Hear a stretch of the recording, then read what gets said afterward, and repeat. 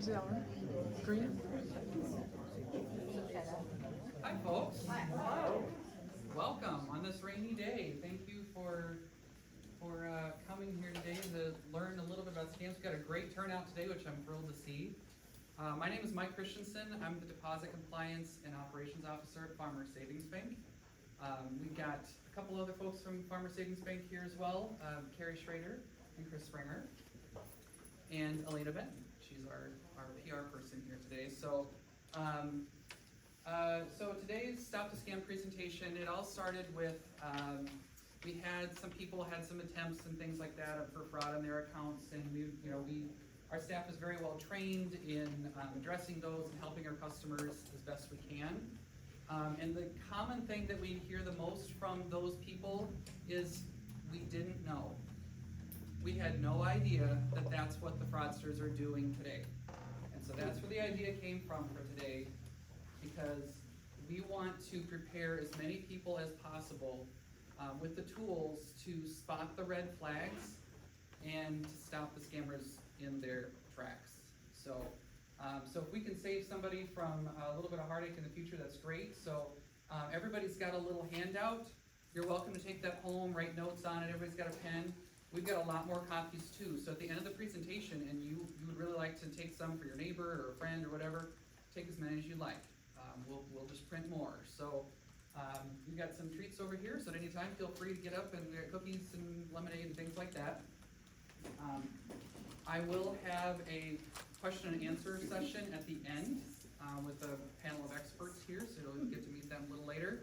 So we'll try to keep questions to a minimum just because there's a lot to cover here. So my goal today is to give you as many tactics for identifying fraud and stopping it as possible and as much as I can in about an hour, or maybe a little over. So we'll go ahead and get started.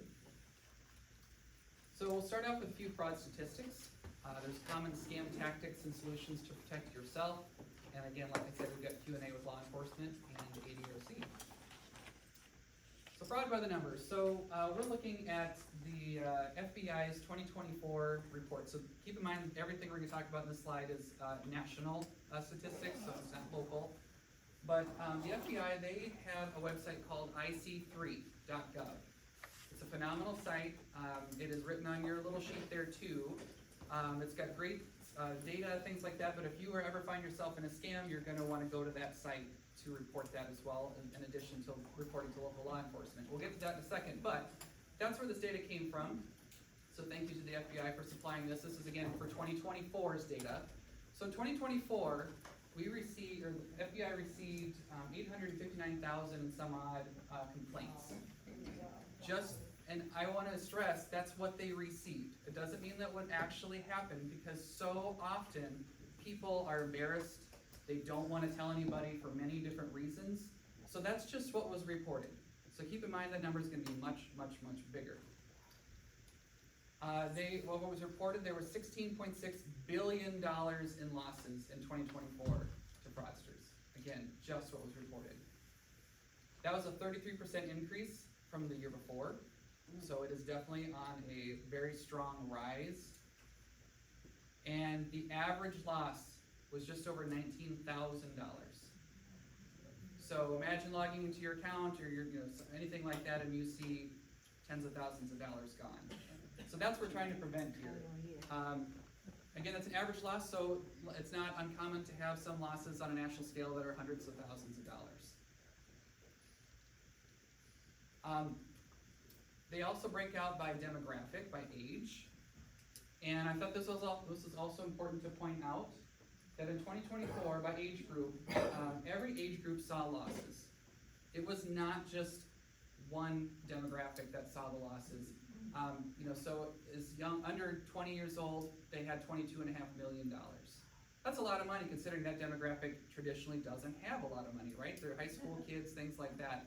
Then you go by decade there, so you get all the way up into the billions when you get into the 30s, and then 60 and up, they saw the biggest jump of $4.8 billion in reported losses. So there's a couple reasons why I think that number is a little bit bigger. The thing that I think of the most is that is the age group that has the most assets. They've been saving their entire lives. They generally have their homes paid off. They have a fully funded retirement account or pension or something like that. The fraudsters know that, and they're going to be targeting that age group because they'll be able to get more money than targeting the under 20, right? There are, some people in that age group are a little more unfamiliar with technology, so, for a scammer to try to convince them to move money could be a little easier there too, but that's the reason why I think there's such a jump there, is just because that's where the money is generally. So this is a screenshot, if you can see, this is the website for the FBI's ic3.gov. So when you go to their home site, right there in the middle in the bright red, it says file a complaint. So if you ever did receive fraud or had a fraud attempt, it's important to go report that. The law enforcement can't help you if it's not reported, first of all. It's going to be your best chance to possibly get some funds pulled back from the fraudsters. There's no guarantee. In fact, the percentage of recovery for once money is lost to a scam is almost zero. But it's not zero, so we recommend that you still file that complaint. For one, that gives the government data of what's happening with fraudsters these days, so they can allocate more resources to help fix those problems and arrest the people that need to be arrested. But it's also, think about it this way, if everybody's putting in information about a scam, say there's phone numbers that were used to contact you or email addresses used to contact you, the government's got all that information. They can kind of reference their cases. So maybe they can identify, oh, this person in Nevada had the same scam that you did. They're talking the same scammer. Maybe you inputted some information that the case for Nevada didn't have. So they can use that information to help pinpoint, triangulate the bad guys there. So definitely recommend using the ic3.gov website. The thing I hear the most, and especially I'm telling people, hey, you gotta come to these events, there's a lot of information here, a lot of good stuff, and they say, I'm too smart for that. I don't do, any of the things you're talking about, there's no way I would ever fall victim to a scammer. And those are the folks that I'm probably afraid for the most, because they think they can't be tricked. So fraudsters, scammers, they are trained to break down your barriers and your normal thought processes. So they can take a perfectly rational person, intelligent person, and trick them in some way, shape, or form. And we'll take a look through these tactics here today. Generally, once they've engaged in your conversation, they will call you again and again. They will not stop.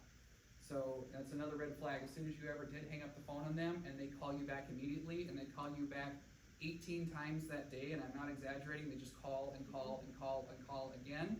If that was a legitimate person trying to get a hold of you, would they really do that? No. That's, again, somebody who's smelling blood in the water and they want that money. So they're going to keep trying. And maybe have their partner in their scam office, or whatever you want to call it there too, calling you as well too. So they won't stop. So that's another red flag. But ultimately, the thing they're the best at is manipulating your emotions. So again, how do you interrupt the thought process of a perfectly logical, perfectly sane person? Let's throw some emotion in there. Let's throw in some panic. Let's throw in some way to make them vulnerable. So they'll use tactics with fear, pride, confusion, love, and other things as well. We'll take a look at those as well. So I would say in general, don't answer calls that you don't recognize. If something comes up on your display and you don't know that number, it's okay to ignore it. You don't have to answer every call that comes through your phone. If it's somebody important, they will leave a voicemail. You'll listen to it and you can call them right back. 2 minutes later, no harm, no foul. But if you pick up that number that you don't recognize, it could be a bad person on the line that's here to trick you.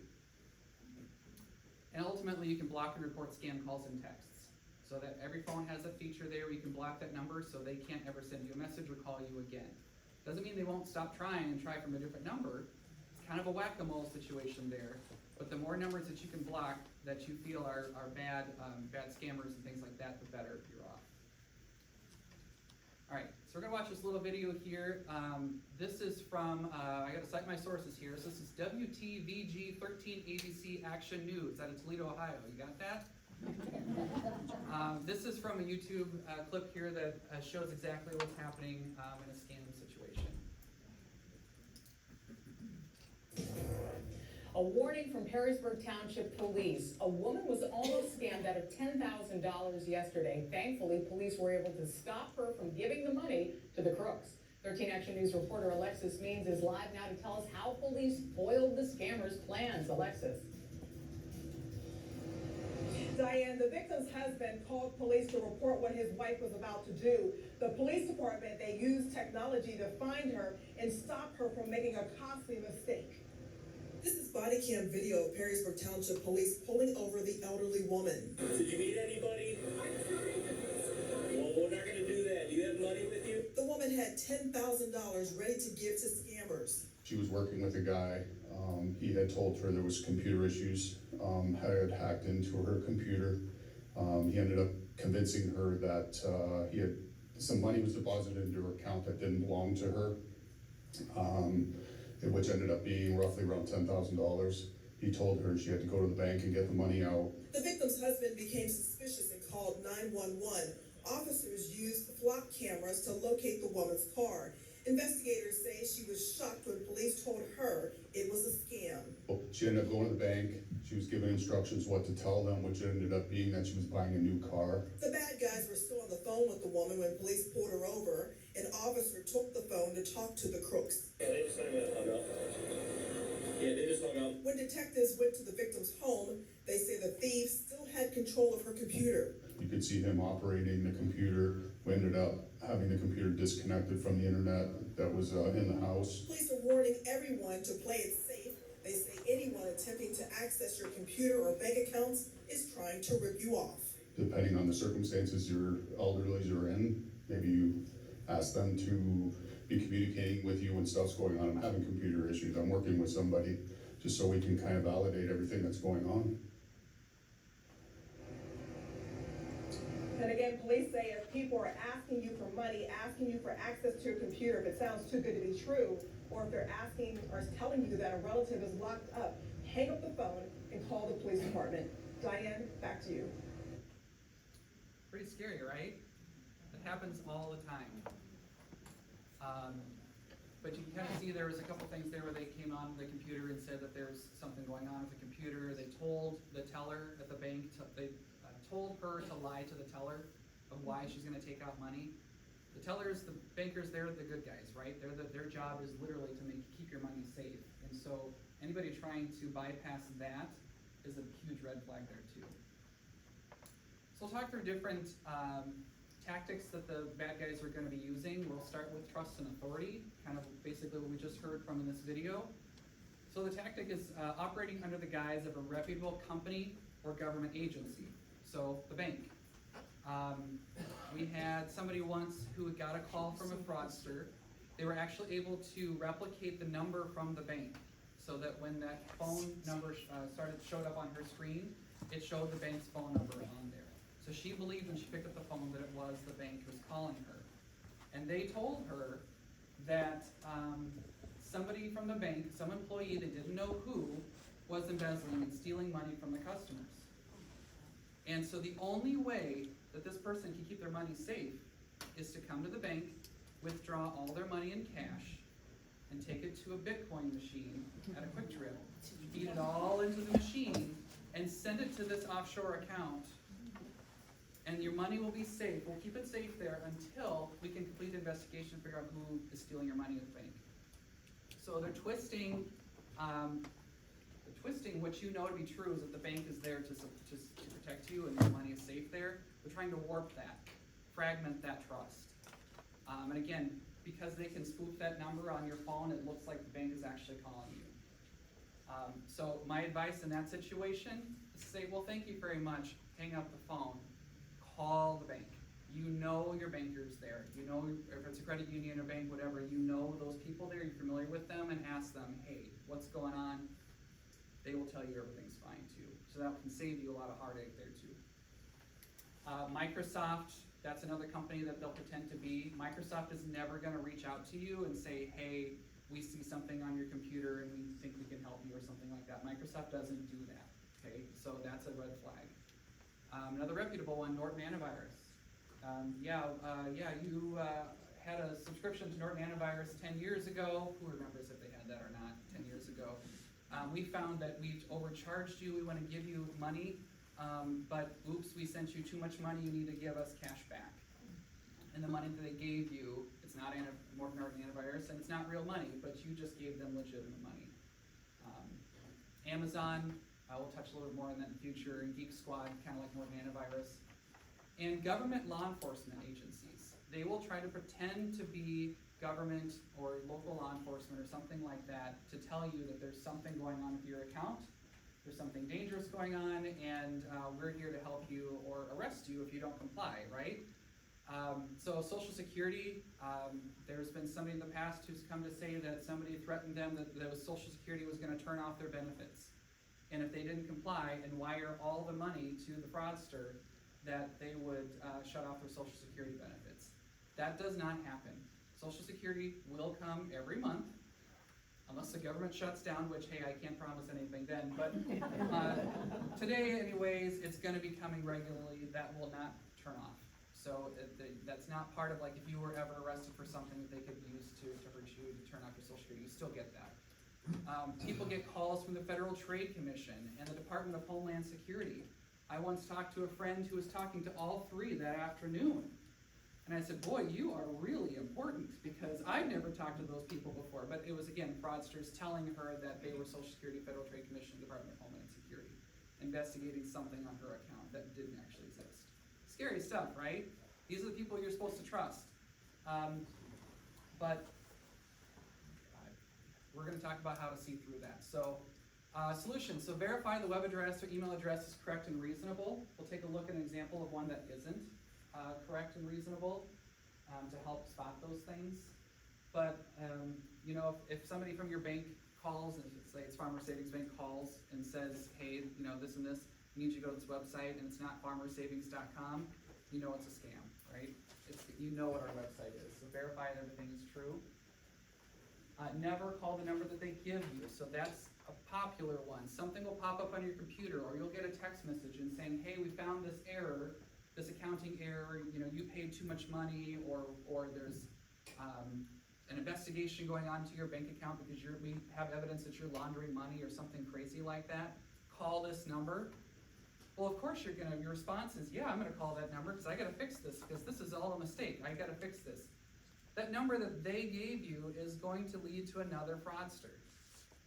They're smart, they're connected. It's not just one guy in a basement somewhere calling people, it's a network of professionals, and that is what they do. And you saw those statistics and how successful they are. So they're good at this, and so they have a whole network of people. So you will call, and you'll say, hey, I got this number, or I got this message, can you help me? Oh, sure, we can help you. Well, you're talking to another fraudster. So this is where that first bullet is really important. Verifying the web address, email, or phone number is correct. So if somebody claims to be the bank calling you, call the bank's number. You know what that number is. It's the same number, it's been there for decades. Call that number. Or if it's Social Security trying to call you, okay, well hang up and call the actual Social Security department in your county. So again, you know, using real information that you want to verify with. Again, calling a number to know you be true, and tech companies won't reach out to fix your computer, they're too big for that. They don't have departments for that. So if Microsoft comes in your computer and says we can fix this for you, say no thanks, I'm good. If you get a pop-up on your computer, you can try to close it. If you can't close it, you can just turn the computer off. If someone ever does get a hold of controlling your computer, unplug it, take the battery out if it's a laptop, something like that. My mom once called me. I was at the bank and she called me, and she lives in Western Iowa, and she got a pop-up on her computer, and it actually had a recorded robotic voice that was playing on her speakers. And it was telling her what to do, that she's, you know, clicked on something dangerous or whatever, and that's not my mom. And she said, called me, she said, what do I do? I said, well, close the pop-up. She says, I can't, it won't let me. I said, okay, turn the computer off. And she said, but the voice, and I could hear it in the background, the voice tells me not to turn off the computer. Yeah, because that's the bad guy, right? You know, they're trying, that's what they don't want you to do, because they know if you turn it off, they've lost control over you. So she went in and turned it off, and everything was fine, and everything was good there too. But and when in doubt, you can have a computer scanned by a professional.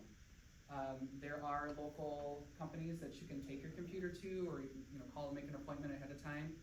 And Applied Micro has an office here in Dodgeville, and they also have one in Platteville as well. I talked to them ahead of time. They are more than happy. If you ever have a concern about your computer, you think somebody was on there controlling it, or what, something fishy happened, it's okay to call them, take the computer in there, they can do a screening on it. So again, you're taking it to somebody you know and trust, somebody local, that's gonna help you. You know, the bad guy, of course, they're gonna say there's something bad on there or something that they can help you with. Well, no, let's try somebody we trust. So this is an example, if you can see it here. So this is from Kurt Cyber Guy Knutson. So he's an online guy and he does a lot of scam training as well. So this is from his website. And so this is an email supposedly from Apple. And if you were able to look at the address up there, and I wish I could zoom in for you, but I'll read it to you. So the domain should be apple.com. Apple's big enough, they got their own domain, that's where it's gonna come from. This one is no reply at uaepass.ae. That is not Apple. Okay, so that's right away you know that this did not actually come from Apple. So you can always verify that email address to see if this makes sense.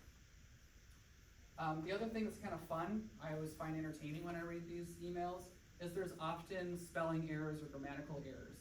And so let's see, this says your Apple ID blah blah blah has been temporarily disabled instead of temporarily. For your safety, your Apple ID has been disabled because some information appears to be missing or invalid. What does that mean? And it's against our policy terms of service to give fake identity to your Apple account. Therefore, we need to re-verify your account data if, lowercase I, you did not verify your account within 48 hours, etc., blah, blah, blah. So it's kind of, you know, these people generally don't speak English as a primary language, so they're gonna have a lot of issues. And I've always jokingly said for years, I could make a lot of money if bad guys just hired me to proofread all of their stuff that goes out. If I just got a 1% of that, you know, $19 billion or whatever, $16 billion, I could retire, right? Kidding, obviously. But those are extra tools to help you find out that something's not right. I will say, I think ever since artificial intelligence became more and more popular, those messages are getting cleaner and cleaner, because it's not somebody actually writing it, they have AI writing it who can use proper spelling and grammar. Urgency is another tactic. So scammers create artificial time pressure to rush you into making mistakes. So if you were presented a crazy situation and you took the time, you'd be able to figure it out. But they will, you know, they'll apply some pressure on there to say you need to act right now without thinking, and it's going to help them trick you. So they may say something like, again, your Social Security benefits will be stopped if you do not comply right now. Well, is that how that works? First of all, we know Social Security doesn't just stop. It's not a thing. And two, if it did, there'd always be like a 60-day or 90-day thing, whatever, not immediately. So that's a false sense of urgency. So always stop and think, is this reasonable? Who do I trust who can verify this claim? Who could I talk to say, hey, I got this phone call, or I got this text message, or I got this email, it was pop up on my computer, what do you think? Let somebody else look at it with you. But it also just gives you the time to say, yeah, I thought that was weird too, yeah, you know, so. Government agencies don't threaten via text or email. We'll take a look at this here in a bit too, but that's not what they do. You know, if there was something legitimate wrong, they would contact you through more legitimate reasons. They're not through text or email. It's a little small here, I'll kind of read this to you. So as I've been preparing for this presentation over the last couple months, I've gotten so many fraudster attempts like through text messages on my phone, and I've been loving it because I screenshot every one of those and I put in this presentation to show you what they're doing. So they are helping me stop them. So it's been great. So this one I got, so I'm pointing out the red flags here. So this says it's from the Department of Motor Vehicles, DMV, but again, we know to look at the source. Where did it come from? Just like that apple.com example. This one, if it's really from the DMV, should say something .gov, right? It's a government agency. This is from islwayne./w Kelsey M at fang06-xa.com. Do you think the DMV would use that website? Probably not. So again, we're probably talking to somebody who's overseas. They're just sending this mass text message out to as many people as possible. they have computer algorithms that can just come up with phone numbers, and they'll just send it out, whether it's a real number or not. It's a numbers game. If they send it out to 1 million numbers and 1% clicks on the link, well, that's a lot of people who clicked on that link. Anyway, so this is a final notice from the DMV. Enforcement penalties begin on June 6th. I got this on June 5th, so an urgency thing. They're telling me I have to act right now, otherwise tomorrow all these bad things are gonna happen. What's gonna happen is if I don't comply, they are gonna suspend my vehicle registration starting tomorrow, suspend driving privileges for 30 days, okay?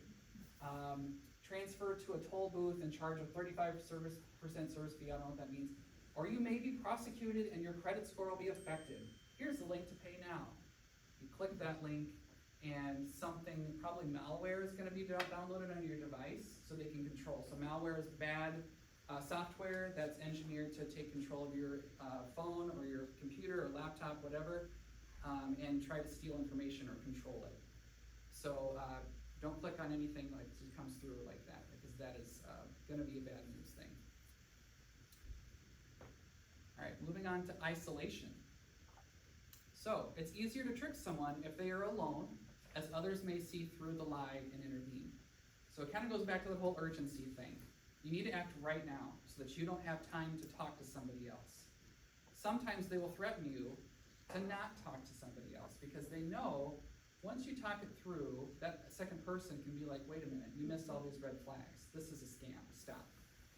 Okay, so they want to isolate you. So they might tell you, and this has happened before, that this is top secret or confidential. Speak to no one or you will be in trouble with the US government. So we've had somebody in the past who were talking to a scammer.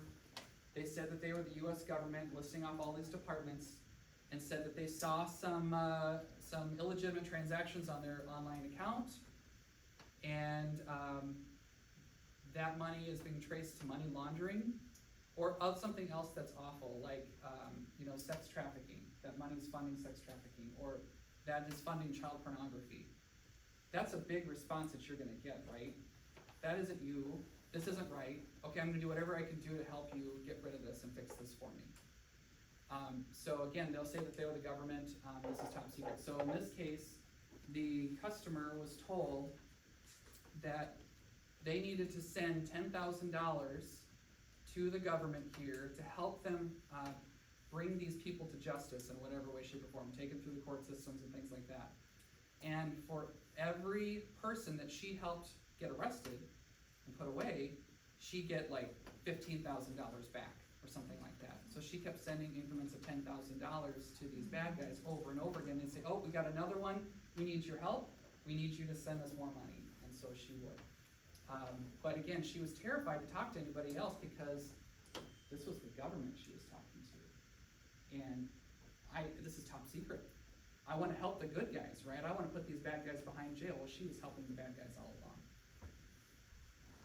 She was also told that your phone and computer are being traced. We will know if you talk to anybody. So she was terrified to pick up the phone and call a friend, a neighbor, somebody. They're using isolation as a tactic here, so she doesn't get to talk to anybody else and hear reason. Scammers are never who they say they are, and any power they have is perceived and not real. So again, if they say they're a government agency or they're Social Security, whatever, try to verify that information in a different way by not talking to them. If they say, here's the phone number to call, don't call that number. You find out the real number yourself. Use Google. What's the Social Security office nearest me, or what's the law enforcement agency phone number nearest me? Call that number, not the number they give you. Anybody scared yet? Shock and awe. So this kind of overlaps a little bit we've talked before, but your bank account or credit card has had activity related to money laundering, human trafficking, or other illegal activity. Or again, like I said, the bank is embezzling money from your account, so this is a shock. You weren't expecting when you woke up that day to get that message that there's illegal activity, money laundering happening with your account. You weren't expecting that. That is a shock, and you're amazed, oh my gosh, I want to stop this. Or, did you attempt a $1,348.99 purchase from Amazon? Well, so many people these days shop from Amazon, they have an Amazon account. if they I make lots of little purchases, you know, this and that, whatever, but I would remember if I made a $1,348 transaction on Amazon. So of course I didn't do that. How could you verify that if that actually happened? You could log into your Amazon account online and look at your transaction history, your order history, right? But they're not letting you think clearly. They're going to be pressuring you. You know, click on this link or something, or go to this website and we can help fix it for you. Amazon's never going to call you, ever. They don't have people for that. You owe money for toll money, final notice, or your package is undeliverable. Click here to pay the postage due. That's really popular right before Christmas time because everybody's sending packages to somebody else for Christmas. So the post office is sending a text message saying, oh, yeah, this postage due and it's not going to be sent, you know, it's not going to be deliverable. You need to click on this link to pay for missing postage. But think about this. The post office, what information do they have on you if you mail a package or receiving a package? All they'd have is your name and your address. So where did they get your phone number? It's a scam. So whenever you get those, you just ignore it, block the number so they can't keep texting you.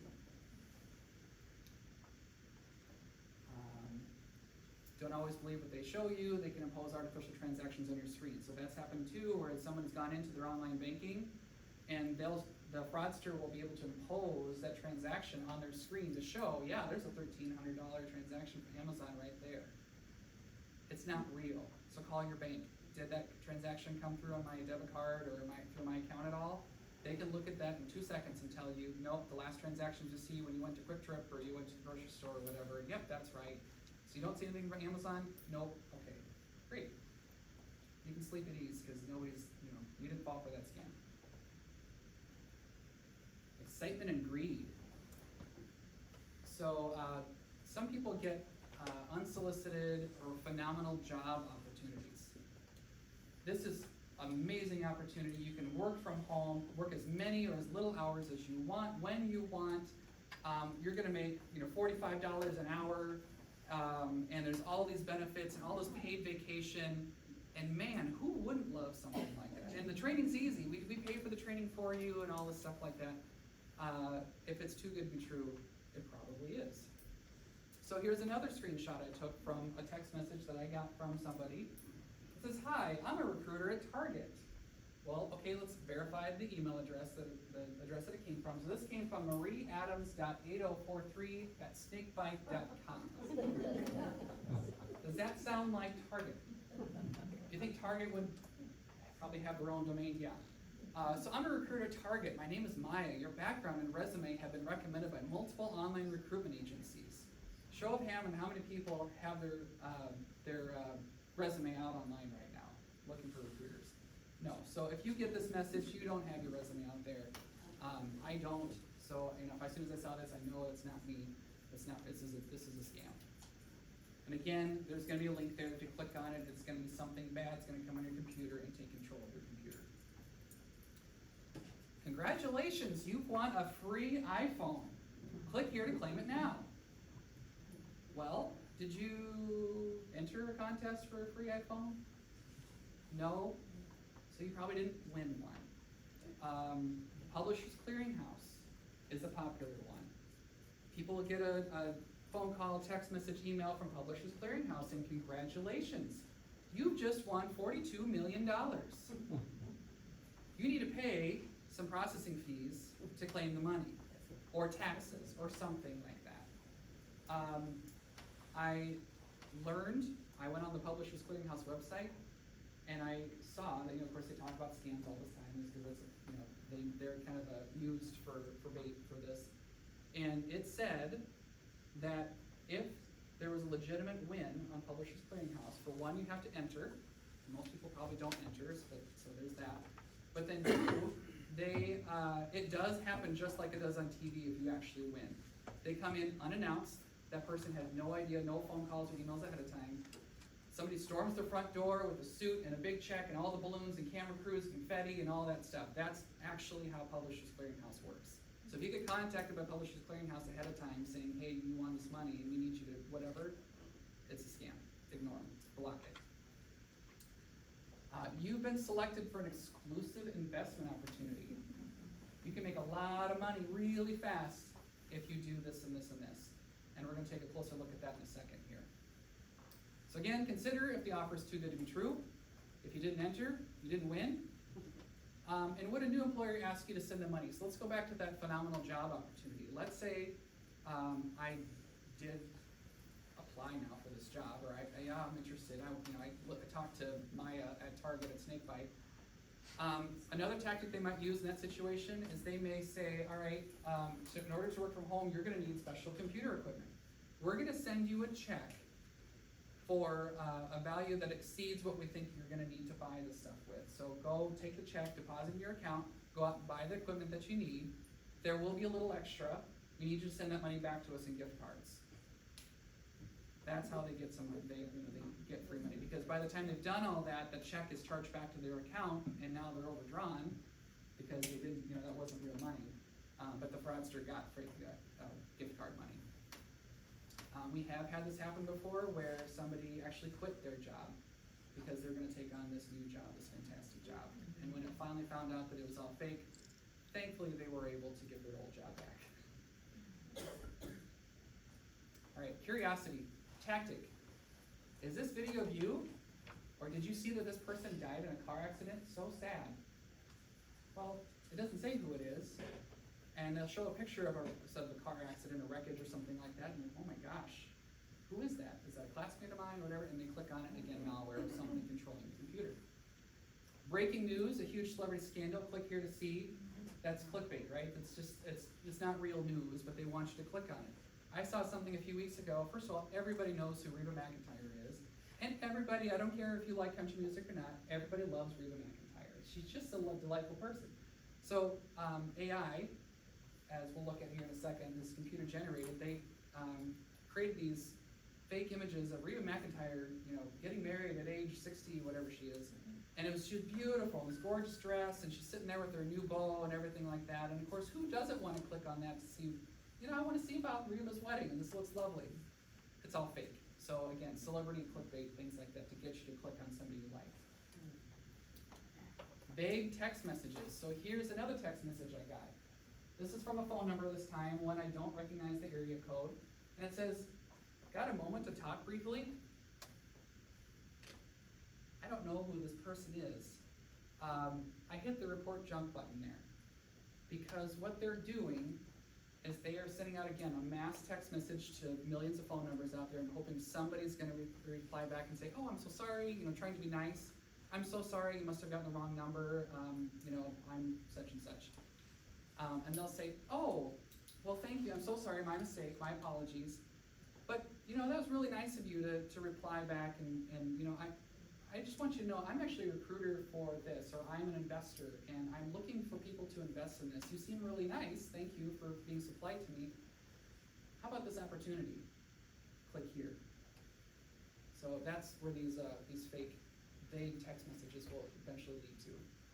So the solution is don't click on any link or attachment, as it likely contains malware. Something you weren't expecting, don't click on it.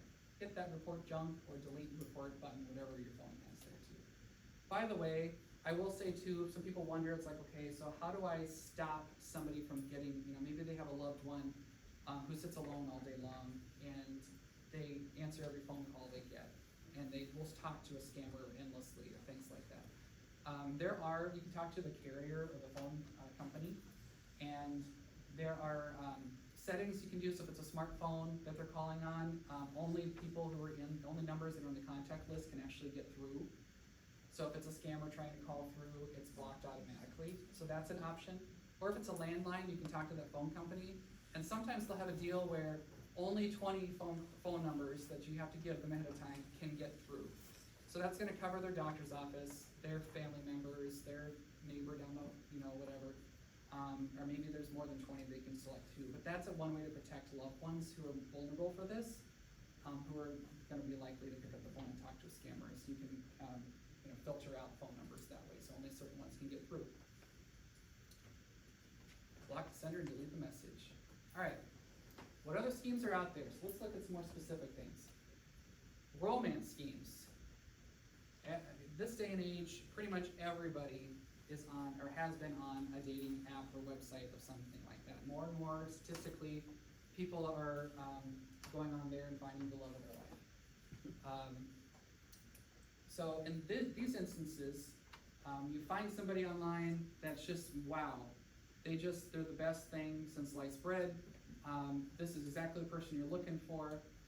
This bad guy or bad girl, they will play the long game. So what they're doing is they're building up your trust over time, weeks, months, or even years of talking to this person. And to the point where you are certain that you know this person and that you are in love with them. So now when you're in that position, they've got you right where they want you. So eventually, you're gonna wanna meet this person, right? You love this person and finally meet. Okay, well, I'm a little tight on money right now, I can't afford my plane ticket. Can you send me gift cards or something like that, for $3,000 or something like that? Because I'm gonna need a bus fare, I'm gonna need a taxi, I'm gonna need all this stuff to come see you. Sure, honey, I would love to send you $3,000. So that's one way they get your money there too. Or, surprise, surprise, man, I was on the way to the airport to come see you finally. And wouldn't you know it, I got smacked and hit by a bus. And I am now in the hospital. The hospital's demanding money for payment for my procedures and my fixing my broken bones and everything. I can't access my bank account. Can you send me $10,000 cash?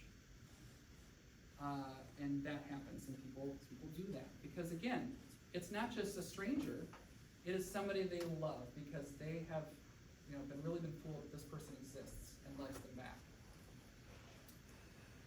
This one's a good one. My company's payroll system is down. Can I send you money and you forward it on to my employees? What does that sound like?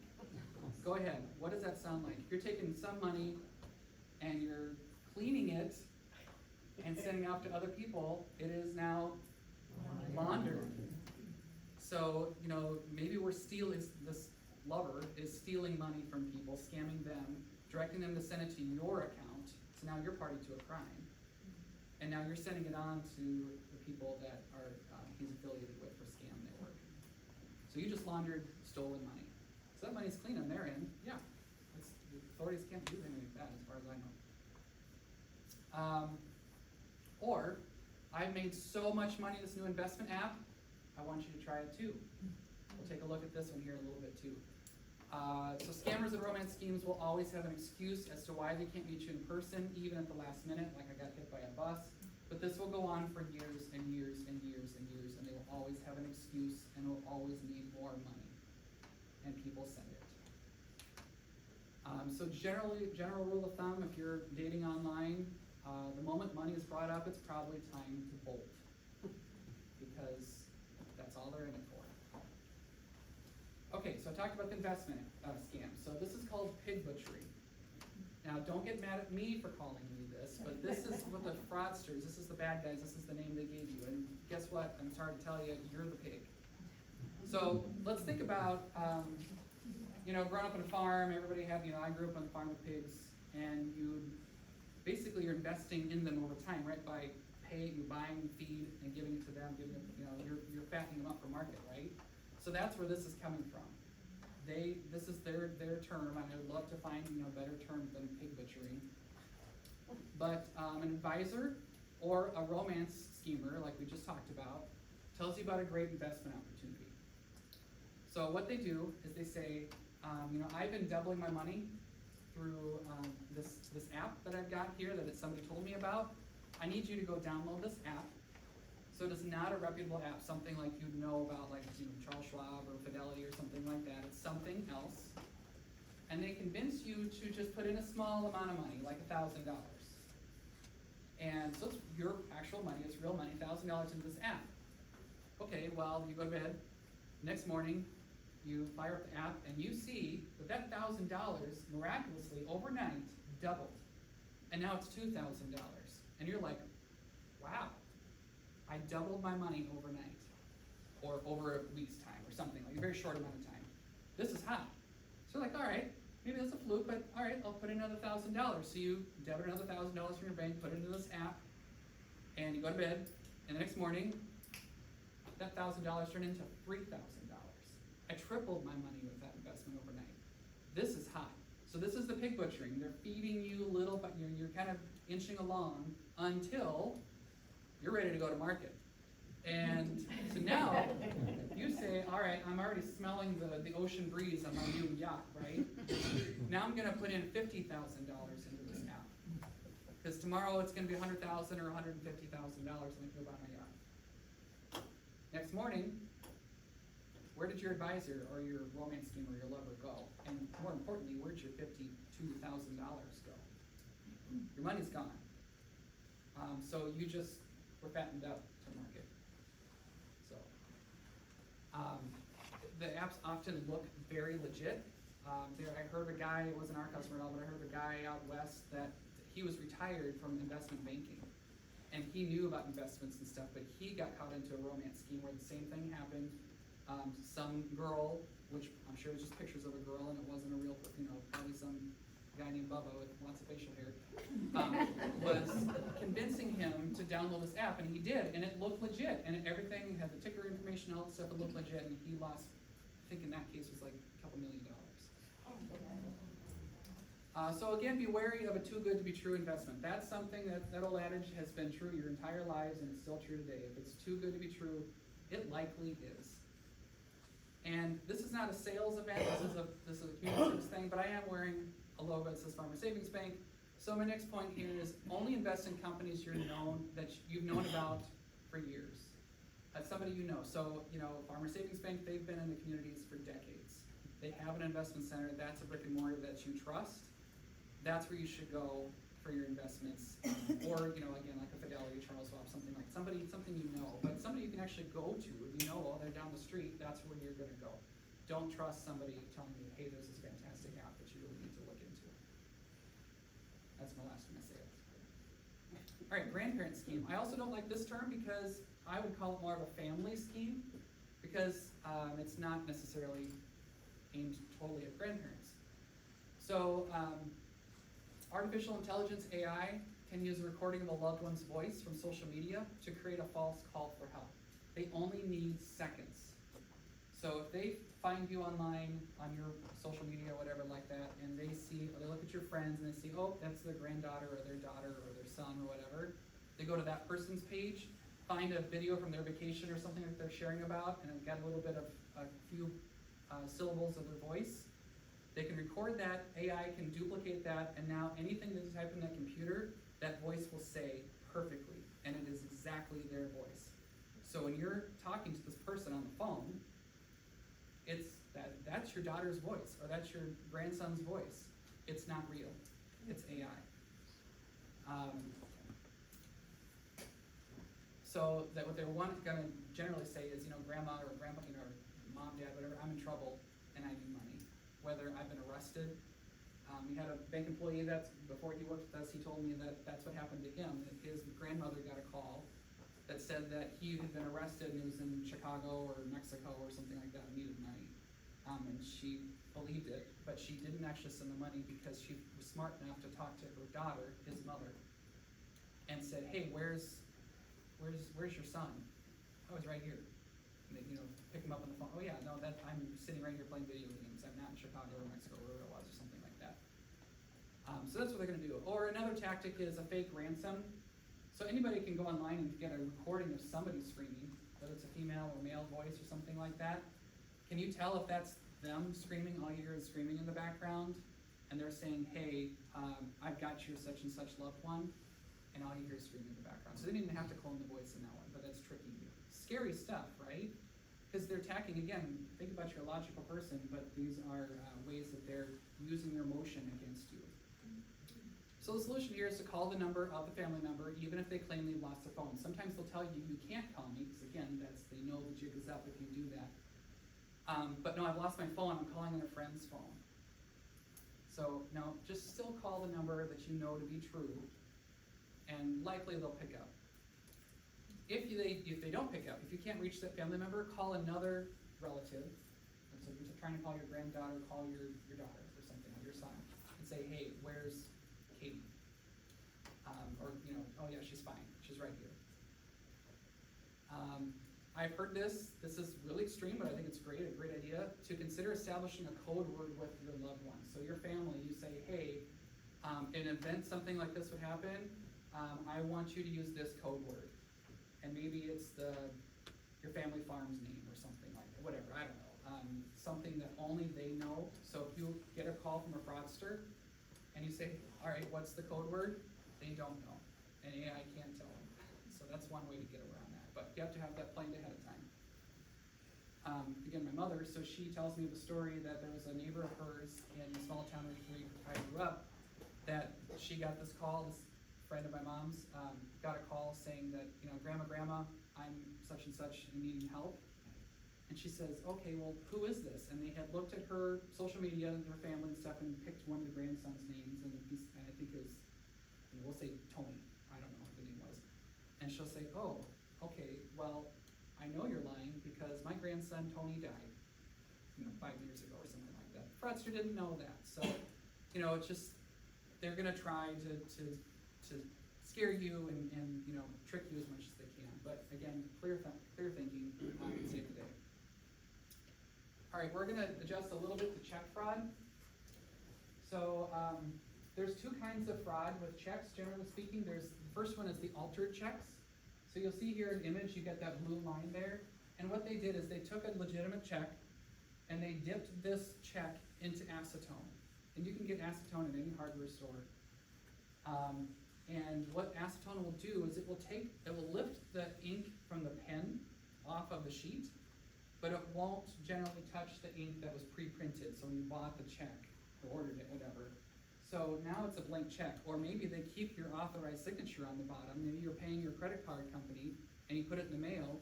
Somebody comes and steals it out of the mailbox. They take it home and use acetone to remove the payee and put their name on it. So now they can go and deposit that check. That is an altered check. So it's a legitimate check that's been stolen and chemically washed. A fictitious check is where they take the account number off of the check and they just go online and they just order a book of new checks with that same account number. So the check numbers aren't going to be really in line probably with what you've been looking at, that you're actually using at that time. So take a look at that. So that may be an out-of-range check number. So what I would recommend for this is check with your bank, wherever you bank, see what security notifications you can set up. So at Farmer Savings Bank, we have something called Notify Alerts, and there's like 40-some-ish, I can't remember exactly how many different alerts that you can choose to set up in your account. So for me, I rarely write checks, probably once or twice a year. Some people still write checks a lot, and that's perfectly fine. So I have a Notify Alert set for my personal online banking that tells me anytime a check is posted to my account. Because chances are I didn't write it, because I don't write checks. So right away, and that's a real-time alert. So it doesn't matter if it's, if I have alerts for ACH payments sometimes. And the way our banking works, it'll post in the middle of the night. So at 2 a.m., I'll get a text message that says this ACH transaction posted to my account. I now know that's done, that's taken care of. So anyway, so you can kind of pick and choose for the best for you for those notifications. And they're free at Farmer Savings Bank. One thing I'd recommend, especially for those people who do write a lot of checks, and this would include businesses, to be watching for your check images. So every day, maybe you make a habit of it, you're drinking your morning coffee, you log into your online banking, you look to see what the transactions that posted the day before. And the reason why I say the day before is because in the banking world, that's like the one guarantee for sure that a bank can return that bad check within that first 24 hours. And I should say banking days. So if a check posted on the Friday, you've got till Monday to return it.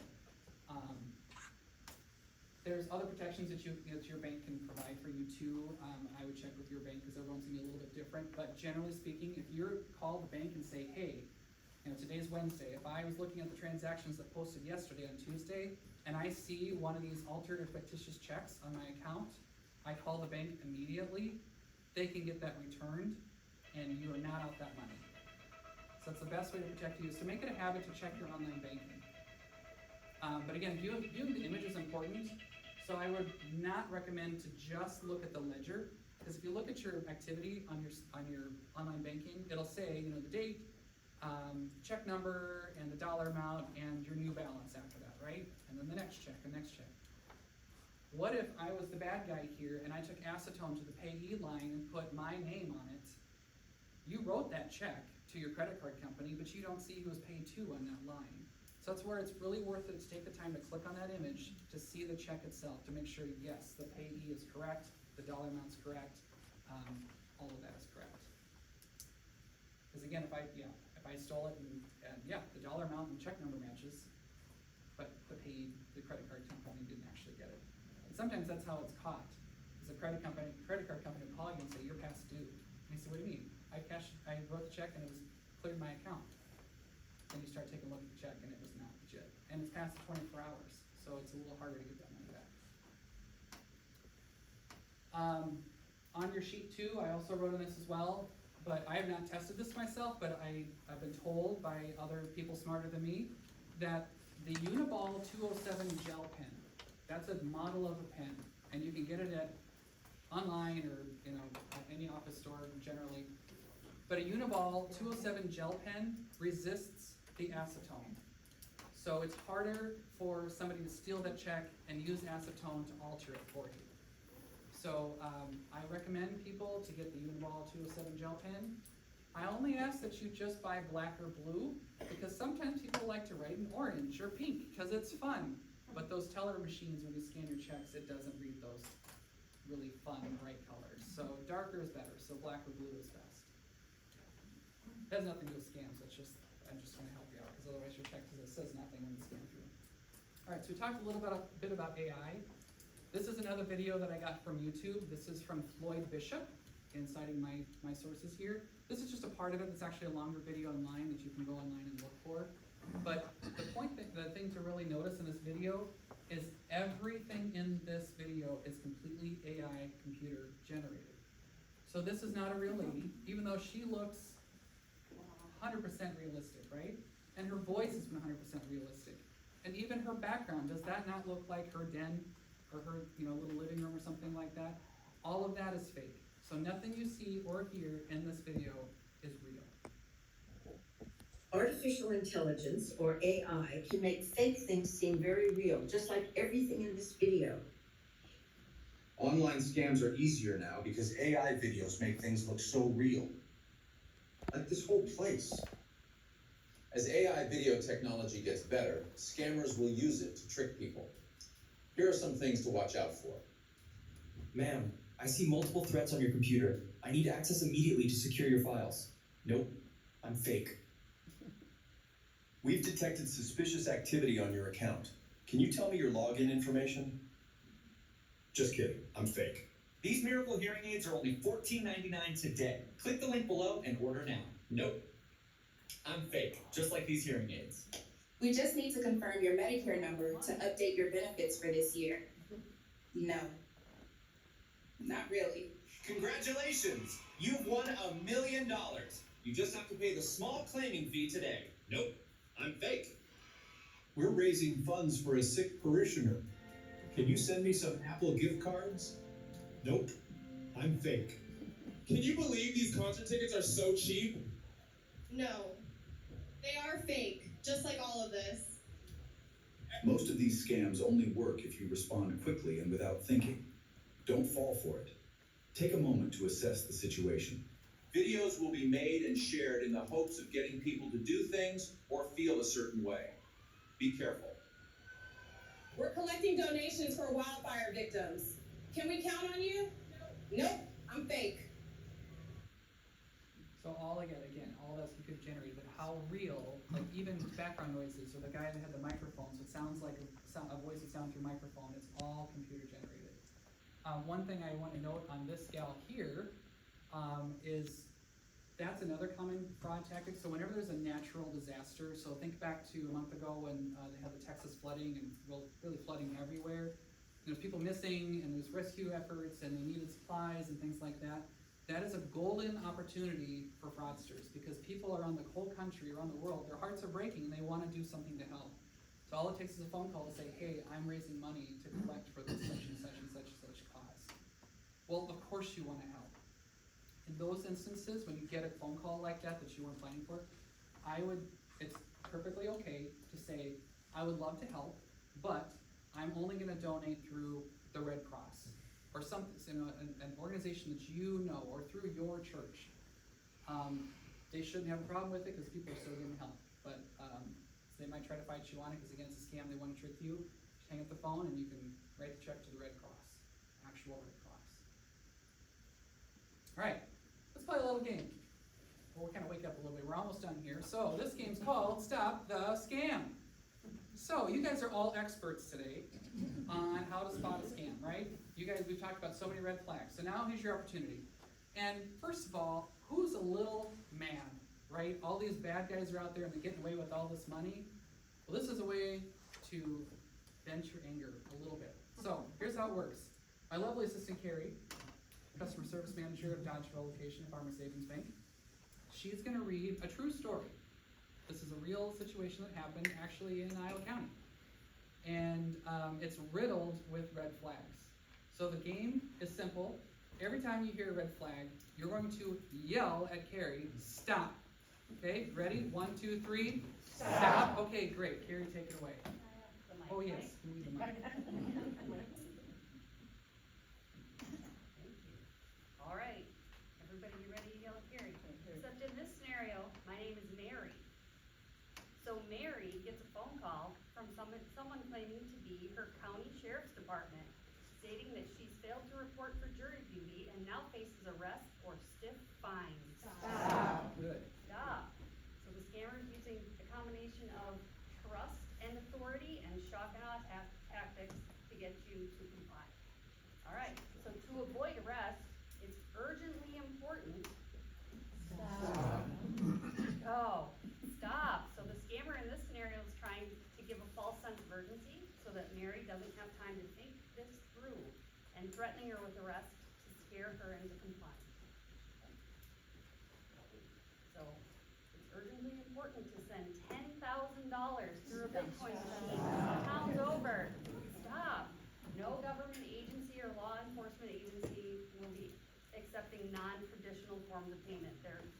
You owe them money, they're gonna want cash or a check, right? They tell Mary that she will need to take cash to the Bitcoin machine, so she needs to stop. Yes, stop.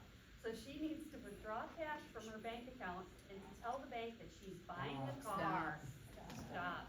So the scammers know that the tellers are the good guys and will stop the scam. And we do our best to try to stop the scam. So what should Mary do? Hang up. Call the police. What else? Call the bank. Call the bank. Yeah. So at the bank, we are there to help you. And these scenarios really do happen. They happen pretty regularly. And it's heartbreaking. And we know that you trust us, but we also know that we all want to believe other people. So understanding the tactics they're trying and knowing when to say stop is really important. Very good, thank you. All right, so just about wrapping up here. So again, that was a real situation. So this was a statement from the Iowa County Sheriff's Department, from the Dodgeville Chronicle back in May. A statement from the Iowa County Sheriff's Department says that they will never demand payment or threaten arrest over the phone. They will never instruct anyone to deposit money via kiosk, wire transfer, gift card, or cryptocurrency. They're not going to need it. They will never attempt to collect fines to prevent arrest. Again, they're trying to trick you. This is urgent. You need to take care of this, otherwise, or else. Do not provide any personal or financial information to these bad guys, and hang up immediately. And call the Iowa County Sheriff's Department at the number that we know is to be true, which is a 608-930-9500. You can call them and say, hey, I got this message that I didn't show up for jury duty, is this true? And they will tell you, probably no, right? Some people don't show up for jury duty, but no, they can verify that for you. So, great. Red flags and reality checks. So kind of wrapping up here. So anyone, even the government, telling you to send money is a giant red flag. don't do it. Gift cards, cash through the mail, cryptocurrency, cashier's checks, or wires, also red flags. Even when it's cash through the mail, a lot of times they'll tell you to stuff the cash. First of all, lie to the bank again, why you need the money. Once you got the cash, stuff it in a book and overnight the book. So if it's ever scanned or something like that, the shippers, whatever, they just see a book going through the mail. They don't care what book it is, right? So would the government be wanting you to do that? No. Yep, okay. And protecting yourself. So ways to protect yourself going forward. So I recommend education, education, education. So there are some phenomenal newsletters that are published weekly, monthly, quarterly, whatever. So these are a few that I really like. There's one called Ouch, which is SAM Security Awareness. There's AARP, and there's cyberguide.com. Those are excellent resources to sign up for. And they will tell you what the fraudsters are doing now. Because what they're doing today is different what they're gonna do tomorrow. So staying ahead of the trend is important. Again, check your bank activity at least daily with online banking, especially those check images, looking at those check images that post. Set up alerts in your online banking, we talked about that. And establish a security passphrase with your bank. So what that is, a Farmer Savings Bank, we have a thing, so, instead of identifying you with the last four of your social, or your mother's maiden name, or your date of birth, all that information is gonna be out there in the dark web. The bad guys already have that information, so that's not really great ways to verify your identity. So we set up security passphrases. So what that is we'll say, what's your security passphrase? It's kind of like that code word with your family that I told you about. So only you and the bank knows what that is. We also have a way, like if you forget what your security passphrase is, we set up a hint for you. So, like for example, if it's, what was your childhood dog's name? Okay, we can make that the reminder, the hint on there. So it's, oh yeah, that's my security passphrase. You don't want to lock yourself out because you can't remember what the passphrase was. When you do those, do something that's not, people don't know or can't find on Google. So my favorite example that I tell people is, what's the name of a college that you applied for but didn't get into? Because I went to Simpson College in Iowa, and that's gonna be on the web. So if I said, what college should I go to? Someone's gonna be able to find that. But if I applied for a different school, which I didn't, that was my one choice, and that's what I got. But anyway, only I would know who that other school was. Protecting yourself, so freeze your credit. If you haven't frozen your credit, think about it. I very much recommend doing it. So freezing your credit, you have to go to each of those three credit bureaus. So Equifax.com, TransUnion.com, and Experian.com. There are services out there that you can pay, and they will freeze your credit for all three. I don't like spending money when I don't have to. All you gotta do is go to those websites, you create an account, and it's right there on their homepage, you can't miss it, freeze your credit. And they will show you how to do that. You have to do to all three. Doing it to just to one isn't enough. So what that does is, if somebody got your identity, got your full social, your date of birth, your address, phone number, all this stuff, and they tried to take out a credit card in your name, or maybe a loan through some bank somewhere, let's say they got a $20,000 credit limit on a new credit card in your name. They go hog wild, spend all that money, and at the end of the day, who's on the hook to pay for it? You. And so you had no idea that that credit card even existed. So by freezing your credit will prevent that from happening. I will say though, you gotta choose a good password. So I've heard of a situation that happened, it wasn't in my bank, but somebody froze their credit and they were able to sleep at night because they, oh, yep, I can't be prey to this. But they chose some really bad password that the bad guy guessed and was able to go in and unlock or unfreeze the credit. So think of a good password when you do that. So my parents, my dad's 80, my mom is turning 77 here soon. They don't need to be going out and buying cars or buying a new house or anything like that. So with their permission, I have frozen their credit with them. So somebody can't steal my parents' information and take out a credit card or loan in their name. Now let's say my mom did want to go out and buy a new car. how it all works is you go back to that site, to those 3 sites, put in your account information, and you can select to unfreeze. And they will even let you do it like for temporarily, so let's say let's unfreeze today, but you can choose the date, whether it's a week from now, 2 weeks from now, until that sale is finalized, whether you're buying a car or property or something like that, and then it'll automatically freeze it again for you, so you don't forget to go back in and freeze it again. So it's not hard. I can go in and I can unfreeze I bought a truck this spring. In 10 minutes, I had all 3 of them unfrozen, so it's not hard, but I definitely recommend doing that. Never share a username or password or one-time password. So sometimes a bank, your legitimate bank, will send you a one-time password text message. On Farmer Savings Bank's text, it will say in capital letters, "Do not share." People still want to share it because the fraudster says, "Oh yeah, we sent you this text, you need to give me that code." You don't give that to anybody. But that is a one-time password for identity purposes. Make sure that the device that we're talking to is really you. Use a password generator and store your passwords in an encrypted environment. So instead of saying your password is password 123, there are password generators out there that are free. And you can say, I want a password that's 20 characters long, and it'll generate some gobbledygook thing. And if you save that in an encrypted environment, there's free things out there that you can save all your passwords in. Your phones often do it too. And that way it's saved and encrypted, so nobody can try to hack into it and steal it. Keep your virus protection current if you've got it on your devices. Make sure it's always current because bad guys are finding new ways to break into your device, so the good guys are always coming with new defenses. So making sure that's current is important. And so your computer software and all that stuff, phone, app updates, make sure that's current. Don't post personal information on social media that's not necessary. So I don't have my date of birth on my social media accounts. I miss all the people saying happy birthday on my birthday, but you know what, that's okay, because I know that bad guys can't just go to my Facebook page or whatever and see what my date of birth is to try to steal my identity. And ultimately, when in doubt, talk to your friends, family, bankers, the ADRC, and law enforcement, somebody you trust, if you suspect that you're in a scam. If you are caught in a scam, you need to report it to law enforcement and your bank right away. And don't forget that IC3.gov thing to file as well. One last thing to protect yourself. So banks are required to keep your financial privacy private.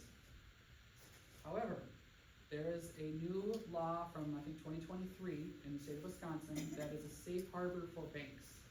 And what that does is a bank is still not able to give out your financial information, but you can authorize a trusted contact on your account. If you have investment accounts, that's not required for them now to offer it to you. So maybe if you talk to your investment advisor in the last couple of years, that they've already done this, so maybe you're familiar. But what it is, let's say you come in one day and you tell the banker that you're buying a car and you need to withdraw $15,000 in cash. This is very unusual for you. This is not what you do. And the teller says, something doesn't feel right, and they try talking to you, somebody been on your computer and all this stuff, and you're terrified, you don't want to tell the truth, and you lie your way through it, right? They still don't feel right. What they can do is they can call that trusted contact, which again is somebody you set up, only you can set up. If you don't want it, you don't have to have it. But that teller can then call the trusted contact and say, hey, this person standing in front of me here, they want to take out some cash. Here's what we're seeing that's unusual. Can you please help talk to this person? And so then they can talk to our customer and try to see what's going on to stop that fraud. So again, that's passed by law. The banks can do that if you've got it set up. I encourage you to talk to your banker about that, setting up a trusted contact. The idea is we don't want to use it. We don't want to have a situation where you're getting scammed. But at the end of the day, if you want to withdraw that money, we can't really stop you. So that money's gone. And so this is a way that we can help you. And again, so they don't have access to your account information, they can't make any changes, they can't get your account number, they can't add themselves as a signer in the account. All they can do is just talk to you. That's it. All right. And if someone contacts you unexpectedly, verify. Trust your bank, trust your local law enforcement. Share what's happened with loved ones and authorities when appropriate, and stay educated and share with your loved ones. And don't be afraid to say, stop the scam. Very good. Thank you. So now we got a time for questions. So I'll invite my panel up here.